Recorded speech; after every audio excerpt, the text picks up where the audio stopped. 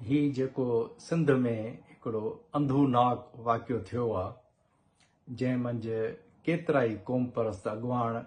जेके खुंभे गुम कया विया ताज़ो ॿ चारि ॾींहं अवल उन्हनि मंझां कुझु माण्हुनि खे हुननि हाफ फ्राई करे जेको आहे सो टॉर्चर थियल हुननि जूं जेके आहिनि से ज़ख़्मी जेके आहिनि से जिस्म जेके आहिनि से उहे हैदराबाद सिविल हॉस्पिटल जे अॻियां उछलाया आहिनि जंहिंमें क़ौम परस्त अॻुवाण ज़ाहिद चनू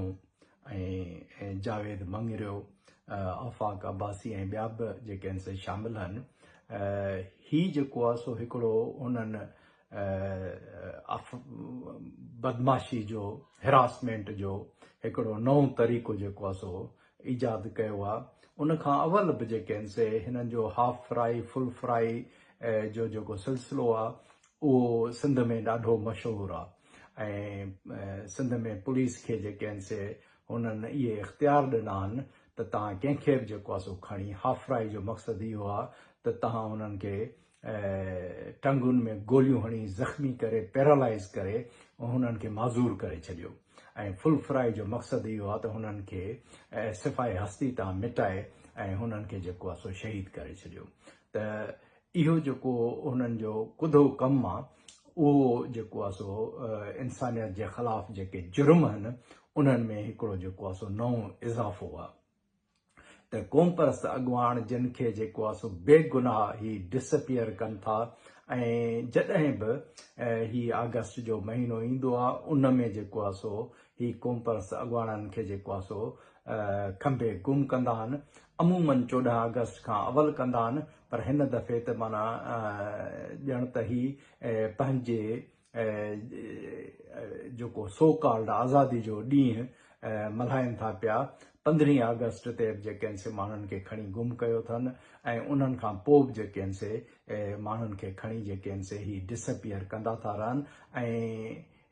हिननि खे शायदि चयो वियो त तव्हां जेके असां हिरासमेंट पैदा न कई आहे सिंधियुनि जे अंदरि ऐं उहा जेके असां पैदा कयो उन लाइ जेके आहिनि से ही इवन 14 अगस्त खां पोइ बि जेके आहिनि से केतिरा ई माण्हू जेके आहिनि से डिसअपियर कया विया आहिनि ऐं ख़ुशूसन उन में बाशऊर नौजवान पढ़ियल लिखियल सम्झू जेके आहिनि से क़ौमी कारकुन हुननि डिसअपियर कया आहिनि जेके माण्हू एहतजाज कंदा हुया एनफोर्स्ड डिसअपियरेंस जे ख़िलाफ़ इंसानियत जे ख़िलाफ़ हिननि जे जुर्मनि खे एक्सपोज़ कंदा रहिया उन्हनि खे जेको आहे सो हुननि डिसअपियर करे गुम करे वरी पोइ हाणे जेके आहिनि से चइनि क़ौमी अॻुवाणनि जूं जेके आहिनि से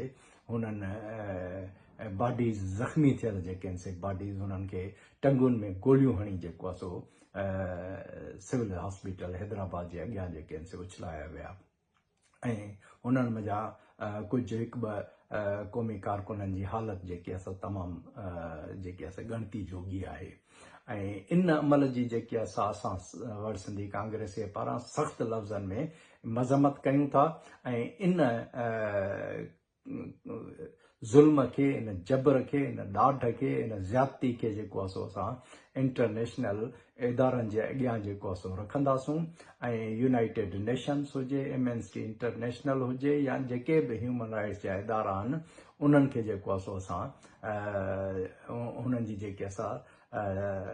कोशिशि कंदासूं त उन्हनि जी जेकी असां दाद रसी थिए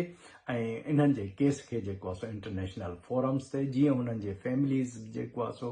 अपील कई आहे ऐं क़ौमी कारकुननि जेका आहे सो क़ौमी अॻुवाणनि बि जेको आहे सो अपील कई आहे त इन खे जेको आहे सो ख़ुदि जेको आहे सो इहो सुप्रीम कोर्ट जो बि ऐं सिंध हाई कोर्ट जो बि फ़र्ज़ु थो थिए त इन्हनि केसनि जो सो मोटो एक्शन खणनि ऐं नोटिस वठनि ऐं असां जेको आहे सो इंटरनेशनल प्लेटफॉर्म ते इन्हनि खे ज़रूरु जेको आहे सो खणंदासूं ऐं इंटरनेशनल जेके स्पेशल रिपोर्टियर्स आहिनि उन्हनि खे जेको आहे सो इहो केस पहुचाईंदासूं ऐं नेक्स्ट मंथ जेको जेनेवा में ह्यूमन राइट्स जो इजलास थिए थो उन में इन्हनि केसनि खे खणंदासूं ऐं असां जेको आहे सो उन्हनि क़ौमी कारकुननि खे ऐं उन्हनि जी फैमिलियुनि खे बि जेको आहे सो यकीन था ॾियारियूं त असां तव्हां सां गॾु आहियूं हिन ॾुख जी घड़ी में तव्हां सां गॾु आहियूं ऐं तव्हांजा जेके आहिनि से ही क़ुर्बानियूं जेके आहिनि से रायगान न वेंदियूं ऐं उनखे जेको आहे सो इंटरनेशनल प्लेटफॉर्म्स ते ज़रूरु खणंदासूं रियासत मुसलसल 2022 में असांजे मथां वीगो गाॾियूं चाढ़ियूं जंहिंमें असांजूं टंगूं बाहूं भॻियूं। वरी हाणे टियों चोथों ॾींहुं मां घर सुतो पियो हुउमि। अची असांजी चादर चौदीवारी जो तक़दस पामाल करे ॿारनि खे हिरासा करे हथियार जे ज़ोर ते उतां मूंखे खणी आया। 2 ॾींहं पंहिंजे हिननि में बख्तरबंद में घुमाए। राति जो पहिरियां नसीम नगर थाणे ते मूंखे ॾिनो, उन्हनि हाफ़राई न कयो। उन खां पोइ 20 सेक्शन थाणे ते मूंखे ॾेई हाफ़राई करे हिते अस्पताल में खणी आया। पुलिस आख़िर एॾी नाजाइज़ी छो थी करे? अगरि इन्हनि खां केरु पुछण वारो न आहे त हे पंहिंजो कानून ठाहे ऐं अदालतूं बंदि कनि, पोइ असांखे हाफ फ्राई ऐं फुल फ्राई कनि। असांजी छा अॻिते ज़िंदगी न आहे छा? सो हे माण्हुनि खे भागीदार करणु चाहिनि ऐं हे नथा चाहिनि त मुल्क में अमन अमान रहे। सो असां हिन हुकूमत मां त का उमेद नथा रखूं, जो मुतालबो कयूं। बहरहाल असां आला अख़्तियारनि ऐं अक़वाम मुतहिदा खे अपील कंदासीं त असां सिंधी माण्हुनि ॾे ध्यानु ॾियनि। मारियो अथनि, होटल मां वठी मुंहिंजे मानी पे खाधी। 4 ॾींहं गुम करे असां ग़रीबनि सां ज़ुल्म करे छॾियो अथनि। असां त ग़रीबनि सां नंढा नंढा बच्चा न पाण कमायासीं बदिले ते। अल्लाह ॾिसंदो पुलिस वारनि खे जिन्हनि असां सां ज़ुल्म कयो आहे। 4 ॾींहं निकारे असीं थाणनि ते भॼी भॼी ज़ुल्म करे करे असां सां एॾो ज़ुल्म उन्हनि कयो, असांखे न ॿुधायूं। हाणे गोलियूं हणी हिते छॾे विया आहिनि। एॾो असां सां ज़ुल्म आहे। सदाम नालो अथसि, हजारो अलाह ॾिने जो ॻुठ आहे। असां सां ज़ुल्म आहे, ज़ुल्म पुलिस ज़ुल्म करे थी। रियासती पाकिस्तानी इंटेलिजेंस इदारनि तरफ़ां क़ौमी कारकुननि खे गोलियुनि सां परूड़ करे उन्हनि खे हैदराबाद सिविल हॉस्पिटल में दाख़िल कयो वियो आहे, जंहिंमें जावेद मंगरियो, सजाद चना, ज़ाहिद चना, सावल सोलंगी खे हिकु दफ़ो ॿीहर खंभे गुम करे गोलियुनि सां परूड़ करे सिंध खे हिकु दफ़ो ॿीहर 14 अगस्त जो हिकु ॿियो तोहफ़ो ॾिनो वियो आहे। हिननि दोस्तनि जो सूर इहो हुयो त ही पंहिंजे वतन सिंध सां मोहबत कनि था ऐं जेके न सिंध वतन जे लाइ जाखोड़नि था ऐं सिंध जी आज़ादी लाइ सियासी तौर जर जंग वञी करे फ़िक्रे जीएम सैद खे माण्हुनि ताईं पुॼाइनि था। इन सफ़ाकाना ज़ुल्म बर्बरियत जी सख़्त लफ़्ज़नि में जीएसएन फ्रीडम मूवमेंट तरफ़ां मज़म्मत कयूं था। 14 अगस्त ते समूरी क़ौमी तहरीक तरफ़ां ग़ुलामी जो ॾींहुं मल्हायो वियो, जंहिंमें समूरी सिंध में क़ौमी परचम सिंधु देश जा चाढ़िया विया।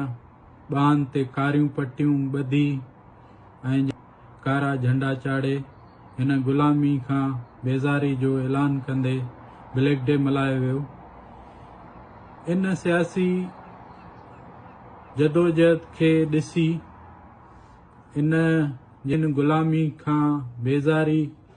सिंधी माण्हुनि जी ॾिसी रियासत बौखलाहट जो हिकु दफ़ो ॿीहर शिकार थी वई ऐं हिननि क़ौमी कारकुननि खे खंभे करे 4 ॾींहं गुम कयो। मुसलसल उन्हनि ते तशदुद करे उन्हनि जे लटकाए करे उन्हनि जे नकनि में पाणी बि विधो वियो ऐं पोइ उन्हनि खे गोलियूं हणी करे ऐं ज़ख़्मी हालत में जेके सिविल हॉस्पिटल पुॼायो वियो, जिते तव्हां उन्हनि जा मौक़िफ़ ॿुधी सघो था, जंहिंमें दोस्तनि मौक़िफ़ क़ौमी कारकुननि ॾिना आहिनि। हथकड़ियूं लॻल अथनि, पर उन्हनि जा इरादा ऐं जेके आहिनि उन्हनि जा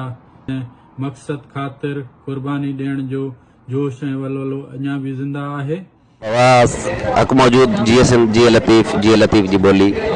जीअं त 15 अगस्त शाम जो मूंखे ऐं मां आफ़ाक़ मूंसां दोस्त असीं दुकान पंहिंजो बंदि कयोसीं। पंहिंजी दुकान खां वापसी अची असीं नसीम नगर पंप जमाली पंप ते पहुतासीं तेल भराइण लाइ। उते जेको आहे त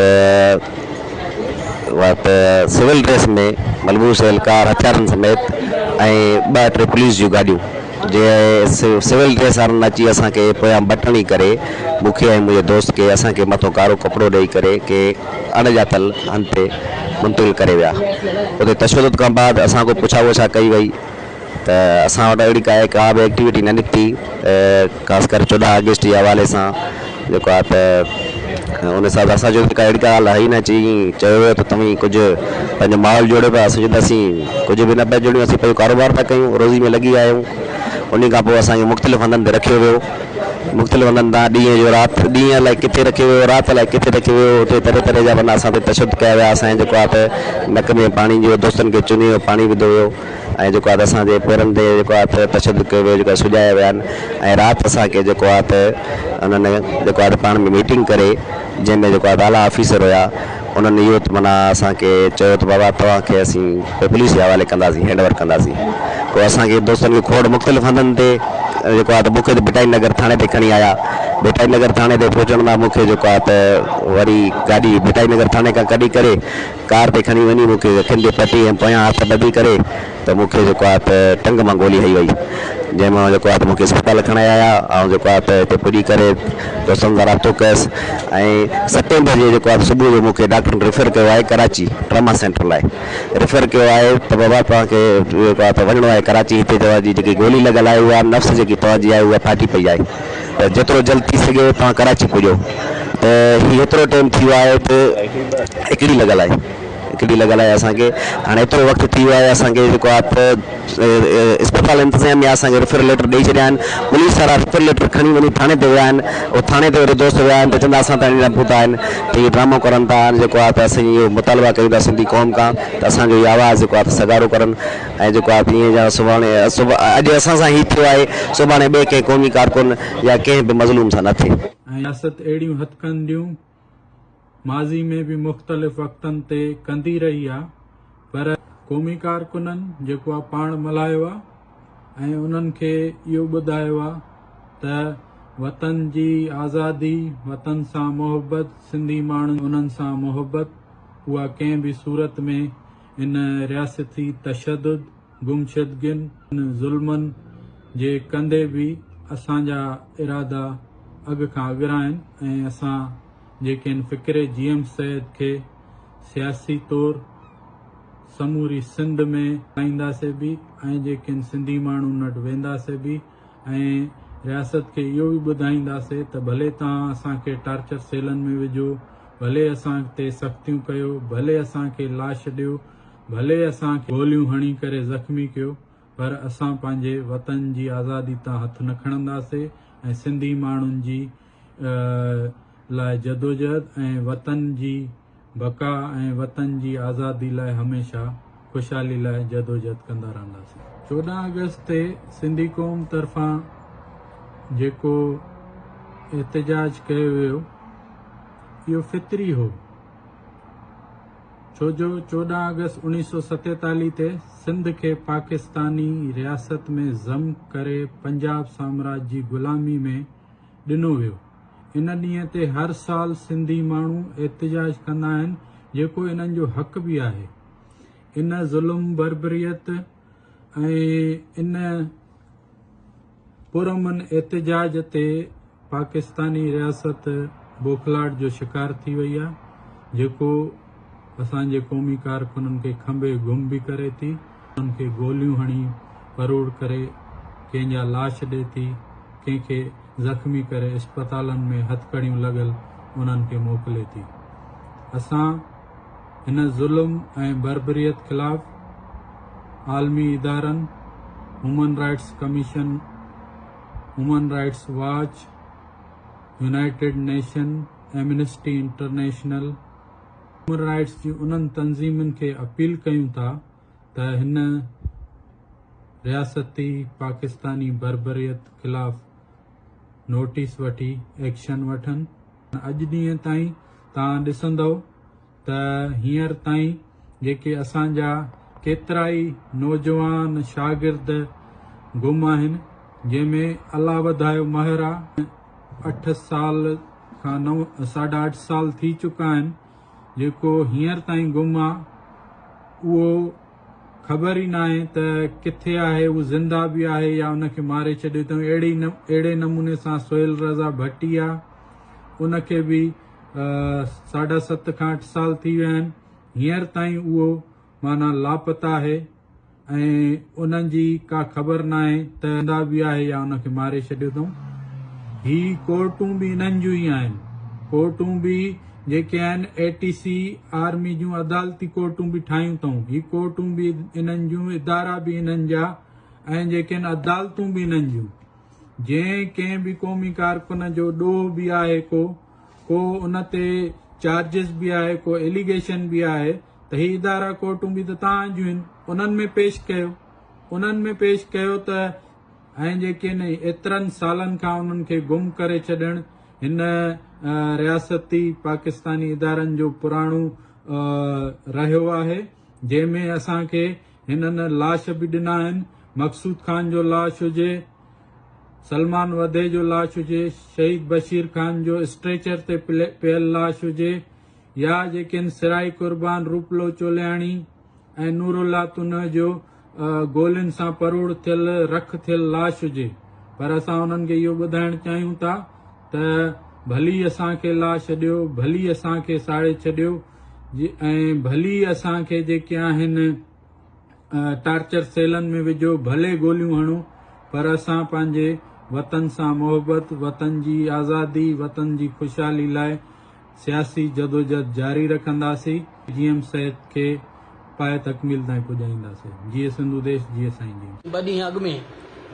कोटड़ी ऐं हैदराबाद मां क़ौमी कारकुननि GM चने, सजाद चने, ज़ाहिद चने,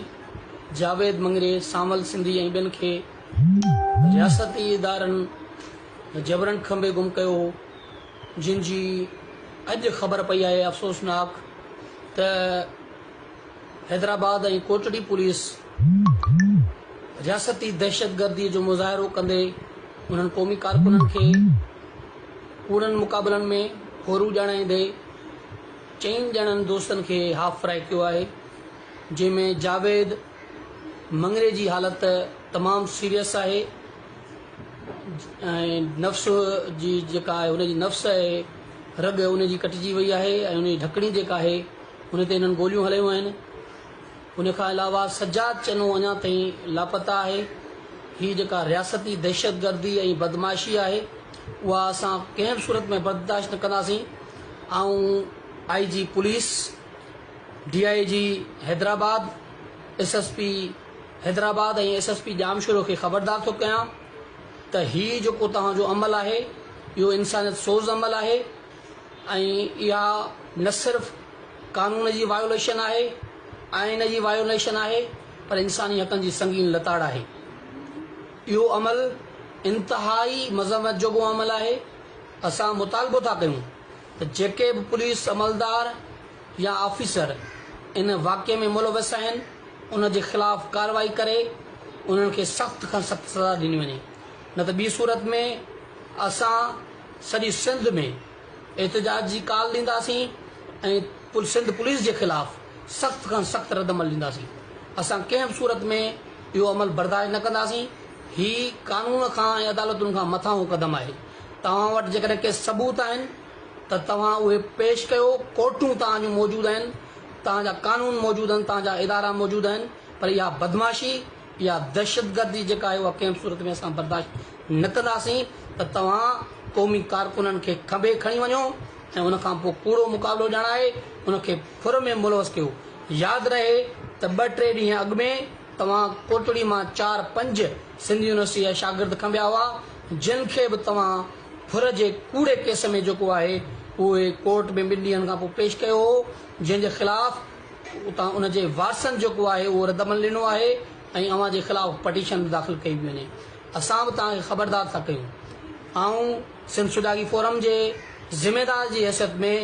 ऐं तव्हांखे ख़बरदार थो कयां त जेको अनलॉफुल जेको एक्ट आहे उहो ख़तमु कयो वञे। इहा जेका हिन वक़्तु तव्हां रविश कई आहे उहा कंहिं बि सूरत में बर्दाश्त योगी न आहे। इहा कानून खां अदालतुनि खां मथां ई रविश जेका आहे उहा तव्हांजे ख़िलाफ़ थींदी। असां न सिर्फ़ु तव्हांजे ख़िलाफ़ कानूनी कार्रवाई कंदासीं कोर्टुनि जे थ्रू, पर तव्हांजे ख़िलाफ़ सॼी सिंध में एहतिजाज जी तहरीक हलाईंदासीं। असां मुतालबो था कयूं त हिकदमि सजाद चने खे ज़ाहिर कयो वञे ऐं आज़ादु कयो वञे ऐं ही जेके नौजवान आहिनि जिन खे तव्हां हाफ फ्राई करे बेदर्दी सां जेको गोलियूं हणी तव्हां इस्पताल में हवाले कयो आहे उन्हनि जो इलाजु करायो वञे ऐं उन जे अज़ाले तौरु जेके बि पुलिस अमलदार या ऑफिसर इन मामले में मुलवस आहिनि उन्हनि खे गिरफ़्तार करे सख़्त खां सख़्त सज़ा ॾिनी वञे। कंहिं बि कानून जे इदारे खे इहो इख़्तियार न आहे त हू अदालतुनि खां मथां थी करे बेगुनाह जेको आहे क़ौमी कारकुननि खे गोलियूं हणनि, उन्हनि खे ज़ख़्मी कनि। तव्हां वटि सबूत आहिनि त तव्हां सबूत पेश कयो, उन्हनि खे कोर्टुनि में आणियो, असां कोर्टुनि खे फेस कंदासीं। पर इहा किथां जी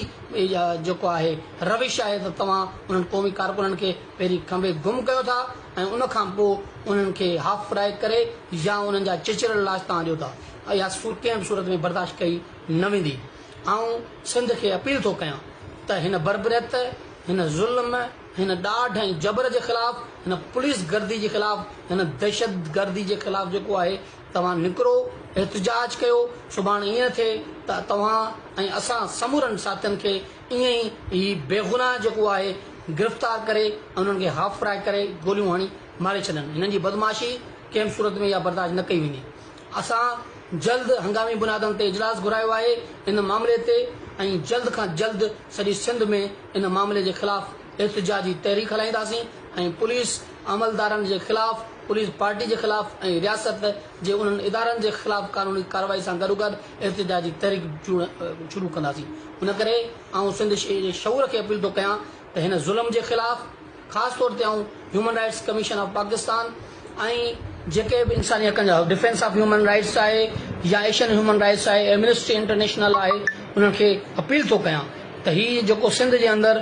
ॿीहर हाफ फ्राई ऐं फुल फ्राई जे नाले में क़ौमी कारकुननि खे या उन्हनि जो सियासी जेको आहे हक़ खसे पियो वञे, तंज़ीम साज़ी जो उन्हनि खां हक़ खसियो पियो वञे, उन्हनि खे इख़्तिलाफ़ राय रखण खां झलियो पियो वञे ऐं उन्हनि जे ख़िलाफ़ कार्रवाई कई पई वञे, या कंहिं बि सूरत में बर्दाश्त जोगी न आहे। उन्हनि जे ख़िलाफ़ तव्हां नोटिस वठो, पाकिस्तान जे उन्हनि रियासती इदारनि पुलिस जे ख़िलाफ़ दबाव विझो त जीअं हीउ जेको इंसानी हक़नि जी जेका लताड़ आहे, हीउ जेका दहशत गर्दी आहे, हीउ जेको ज़ुल्म आहे उहो बंदि थी सघे। न त ॿी सूरत में असां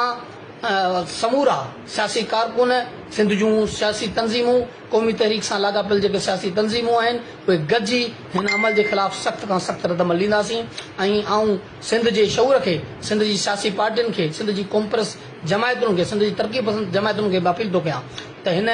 ज़ुल्म, हिन नाइंसाफ़ी, हिन बरबरियत जे ख़िलाफ़ अचो त मुतहद थियूं, अचो त हिन जे ख़िलाफ़ सख़्त रदअमल ॾियूं, असां एहतिजाज कयूं, एहतिजाजी तहरीक हलायूं त हिननि खे जुरत न थिए त ॿीहर सिंध जे कंहिं नौजवाननि खे ईअं खंबे गुम करे ऐं उन्हनि खे कूड़नि मुक़ाबलनि में या मारनि या उन्हनि खे जेको आहे मफ़लूज बणाए, माज़ूर बणाए, उन्हनि जी ज़िंदगी जेका आहे उहा तबाह कई वञे। माज़ी में हिननि अहिड़ो ई वाक़ियो डॉक्टर दीपक राज सां कयो ऐं साबित थियो त पुलिस उन में ॾोहारी हुई, ग़लति बुनियादनि ते हुन खे जेको आहे हुन मारियो हो ऐं उन खां पोइ इहो साबित थियो त उहे कूड़ा हुआ। कोर्ट बि फ़ैसिलो ॾिनो ऐं उन वक़्त जी SSP जेको आहे इरफान बलोच पैसा भरे ॾिना, हुनजो इलाज करायो ऐं कोर्ट जेको आहे दीपक राज खे बेॾोही करार ॾेई करे हुनखे जेको आहे पुलिस खे त अफ़सोस जी ॻाल्हि आहे त उनखे का बि सज़ा न ॾिनी वई, सिर्फ़ु कंपनसेट करे हुन दीपक राज जी ज़िंदगी अॼु बि तबाह करे छॾी, मफ़लूज बणाए छॾी, सिर्फ़ु हुनखे नौकिरी ऐं घर ॾेई करे हुनखे माज़ूर सॼी ज़िंदगी माज़ूर रहण जे लाइ छॾियो वियो आहे। ऐं हिन वक़्तु बि क़ौमी कारकुननि सां साॻी जेका रविश रखी वई आहे, उन्हनि खे गिरफ़्तार करे ऐं गुम करे, टार्चर करे ऐं ॿिए 3 ॾींहं ते उन्हनि खे गोलियूं हणी उन्हनि खे हाफ फ्राई कयो वियो आहे। जावेद मंगने खे गोॾे में ढकणीअ ते गोलियूं हयूं वियूं आहिनि, जंहिंजी हुनजी जंग ज़ाया थियण जो ख़तरो आहे ऐं हुनजी जेका रग आहे नफ़्स जी उहा बि कटिजी वई आहे, हुनजी ज़िंदगी खे ख़तरो आहे। ऐं आउं अपील थो कयां सिंध जी कॉम्प्रेस जमायतुनि खे त हिन ज़ुल्म जे ख़िलाफ़ आवाज़ उथारियो, सिंध जे शऊर खे, सिंध जे क़ौमी कारकुननि खे त हिन ख़िलाफ़ अचो त पाण सॼी सिंध में एहतिजाजी तहरीक हलायूं, अचो त सॼी सिंध में एहतिजाजी मुज़ाहिरा कयूं, अचो त धरना हणूं त हिन ज़ुल्म जे ख़िलाफ़, हिन बरबरियत जे ख़िलाफ़ ॿीहर पुलिस खे, रियासती इदारनि खे जुरत न थिए त कंहिं बि क़ौमी कारकुननि जे खे खणी सघनि या उन्हनि में हथ विझी सघनि। जेकॾहिं अॼु बि असां आवाज़ न उथारियोसीं, अॼु बि जेकॾहिं असां न उथियासीं त यादि रखो तव्हां मिटजण लाइ तयारु थी वञो। तव्हां पोइ पंहिंजे हक़ जे लाइ, पंहिंजे धरती जे लाइ, पंहिंजे वतन जी आज़ादी जे लाइ जेका ॻाल्हि कयो था उहा ख़तमु कयो ऐं इहो ढोंग हाणे बंदि थियणु घुरिजे। जेकॾहिं तव्हां वाक़ई संजीदा आहियो त पोइ अचो त मिली करे पाण हिन ज़ुल्म जे ख़िलाफ़ आवाज़ उथारियूं, तहरीक हलायूं। गॾोगॾु इन ज़ुल्म जे ख़िलाफ़,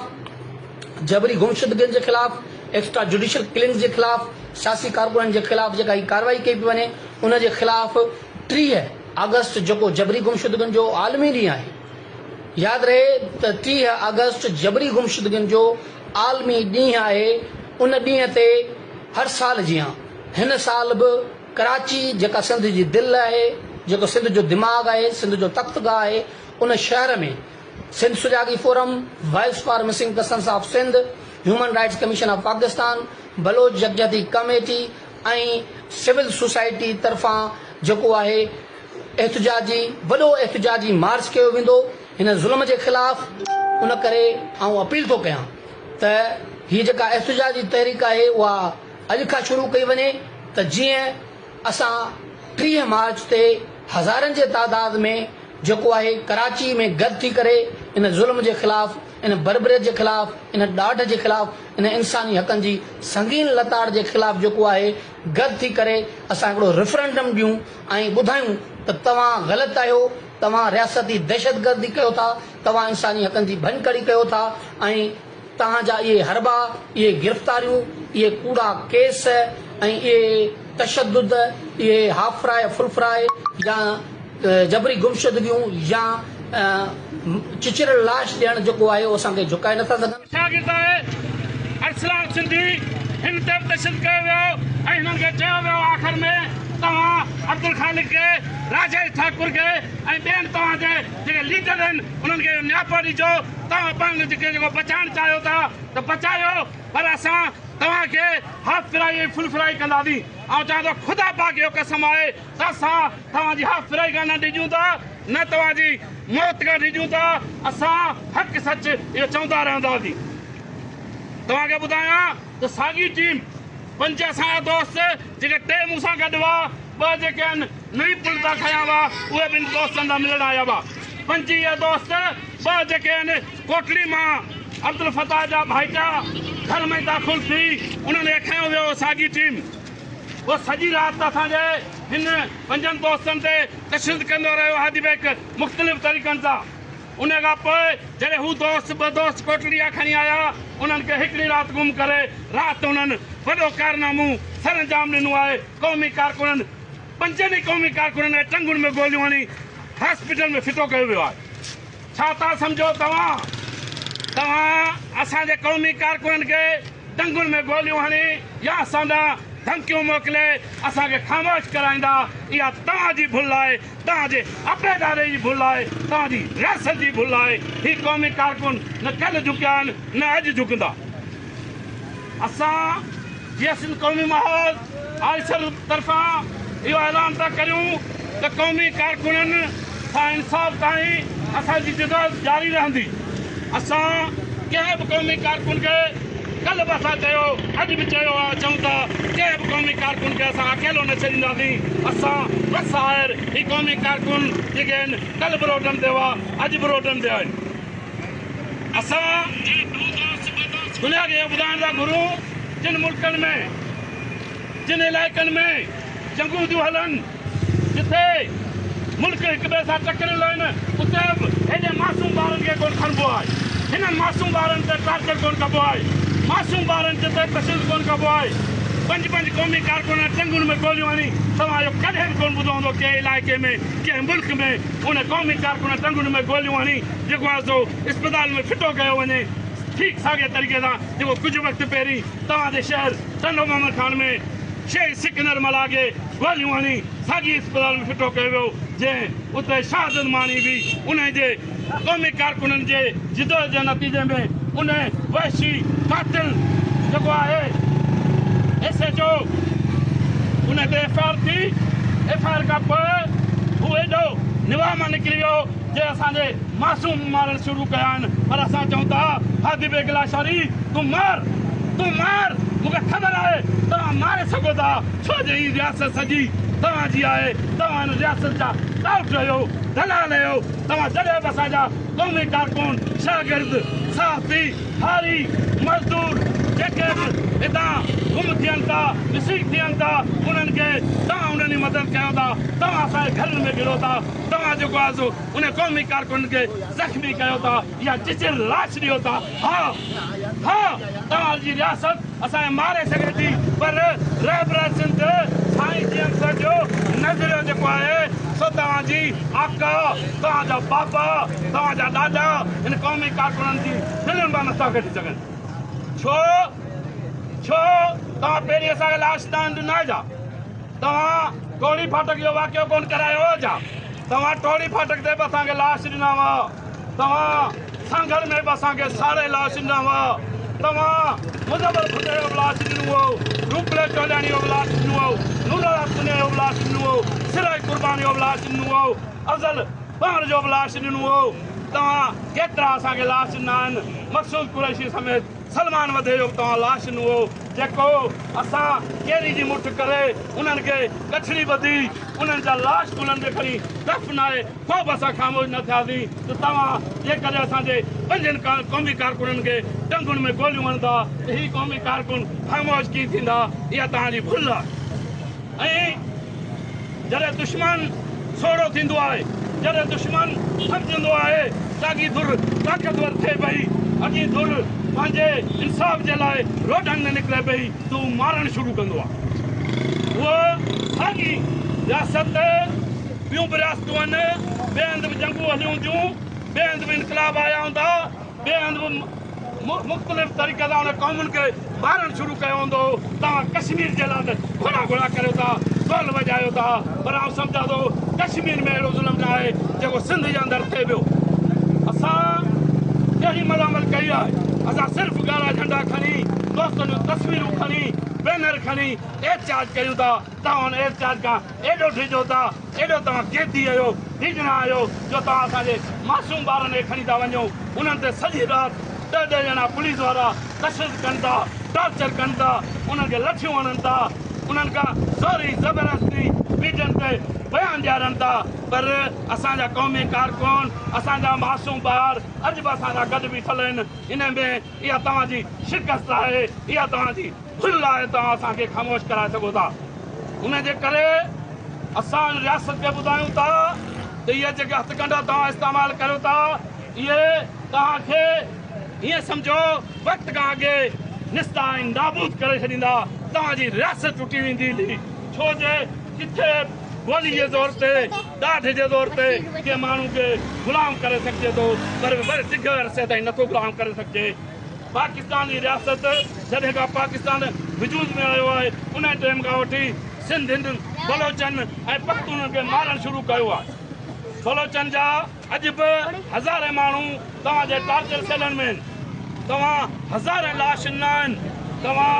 25 30 माण्हू हिकिड़ी क़बर में दफ़नाया आहिनि पोइ छा बलोच ख़ामोश थी विया अॼु बलोचनि जूं न्याणियूं निकितियूं आहिनि जेके तव्हांजी गोलियुनि जे साम्हूं अचनि थियूं तव्हांजी रुकावटूं तोड़े पंहिंजा एहतियात नोट कराइनि थियूं पंहिंजी सॼी क़ौम बलोचनि